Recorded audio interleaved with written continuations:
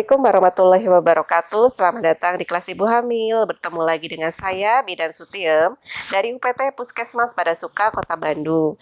Pada pertemuan ini, kita akan membahas tentang perawatan sehari-hari pada bayi baru lahir, kemudian tanda bahaya pada bayi baru lahir, dan mitos-mitos seputar bayi baru lahir. Yang pertama, perawatan sehari-hari untuk bayi baru lahir. Kita jangan lupa yang pertama adalah cuci tangan dengan menggunakan sabun dan air bersih yang mengalir sebelum dan sesudah memegang bayi. Yang kedua, mandikanlah bayi ibu sehari 2 kali, pagi dan sore, dan ibu memandikannya dengan ibu masukkan ke jolang seperti ini, dan jangan lupa tali pusatnya juga ibu bersihkan. Yang ketiga, untuk bayi berikan ASI saja dari 0 sampai 6 bulan atau ASI eksklusif. Setelah 6 bulan, bayi ibu mulai diberikan makanan pendamping ASI, dan ASI dilanjutkan sampai anak usia 24 bulan atau 2 tahun. Kemudian, yang keempat, gantilah popok setiap saat bayi basah dan jaga tali pusat tetap kering. Jadi begitu bayinya pipis, segeralah ganti popoknya supaya bayi juga nyaman dan mengurangi risiko juga bayi kedinginan. Kemudian untuk perawatan tali pusat. Perawatan tali pusat di sini, perawatannya adalah jangan lupa seperti tadi, cuci tangan sebelum dan sesudah memegang bayi. Bersihkan tali pusat bayi ibu dengan menggunakan sabun bayi, dicuci, kemudian dicuci, dibersihin dengan air, kemudian setelah itu dikeringkan bisa menggunakan handuk. Tidak memberikan apapun pada tali pusat seperti betadin, alkohol, rifanol tidak boleh diberikan. Dan untuk tali pusat tidak perlu dibungkus menggunakan kasak. Jadi biarkan dia terbuka dan biarkan dia kering. Jadi tidak perlu dibungkus, dan kering di sini adalah setiap kotor seperti tadi, pipis, selalu dibersihkan dan dikeringkan. Kemudian yang selanjutnya adalah jaga bayi tetap hangat. Jaga bayi tetap hangat di sini adalah saat kita meletakkan bayi, kita meletakkannya jangan dekat dengan pintu atau dengan jendela yang terbuka karena bayi juga bisa resiko dingin di situ. Kemudian kita tidak menggunakan kipas angin, dan kalau yang menggunakan AC bisa dilihat suhu AC-nya supaya bayi tidak kedinginan. Dan kita juga untuk meletakkan bayi misalkan harus di kasur, tidak terlalu dekat dengan tembok. Kemudian untuk bedong bayi boleh dibedong sesekali, tapi tidak harus dibedong dalam waktu 24 jam. Karena dengan bayi dibedong, bayi juga susah bergerak gitu ya. Jadi biarkan bayi bergerak bebas dengan buka bedongnya, cukup ibu pakai selimut. Dan untuk topi bayi kita juga bisa menggunakan disesuaikan dengan kondisi cuaca. Jadi kalau misalnya kondisi cuacanya sedang panas, sebaiknya tidak usah menggunakan topi. Mungkin topi ibu pakai saat ibu mungkin harus keluar rumah, harus pergi karena untuk kontrol bayi. Kemudian untuk saat ibu sakit atau ada keluarga lain yang sakit, sebaiknya menggunakan masker supaya mengurangi risiko penularan dari ibu ke anak.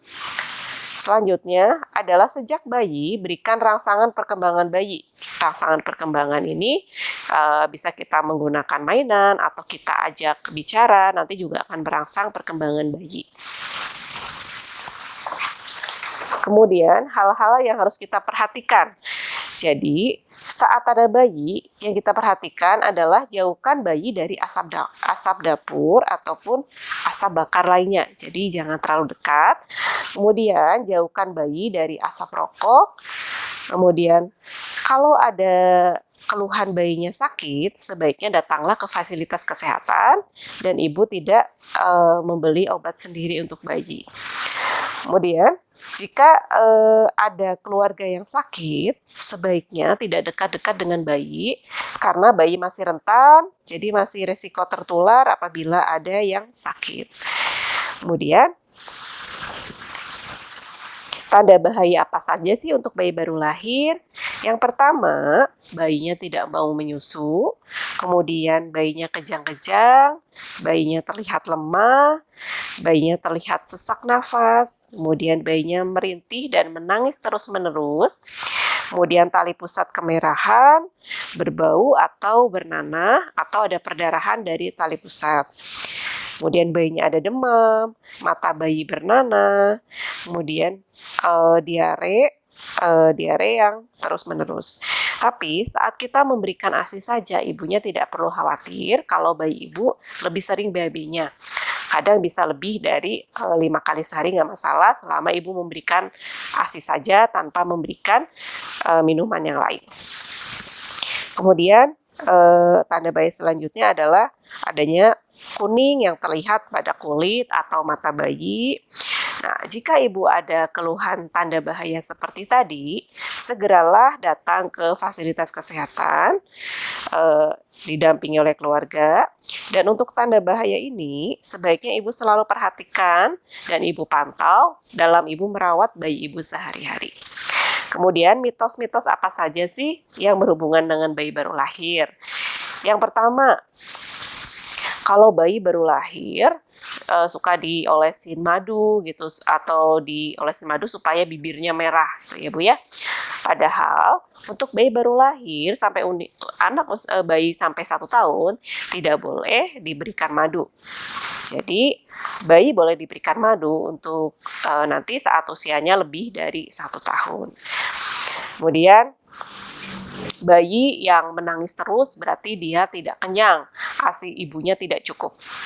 Padahal bayi menangis belum tentu karena dia memang tidak cukup ASINya gitu ya. Kalau bayi baru lahir dia akan menyesuaikan kebutuhannya. Jadi saat lahir, jadi kalau dia nangis belum tentu karena dia memang ASI mamanya tidak cukup. Coba lihat bayinya mungkin dia memang dingin, ingin dipeluk oleh ibunya, ingin digendong. Jadi ibu tetap harus yakin kalau ASI ibu cukup dan bisa mencukupi semua kebutuhan bayi dan tidak ada nilai gizi yang bisa menandingi dari ASI ibu, ya. Demikian materi untuk perawatan sehari-hari pada bayi baru lahir. Terima kasih.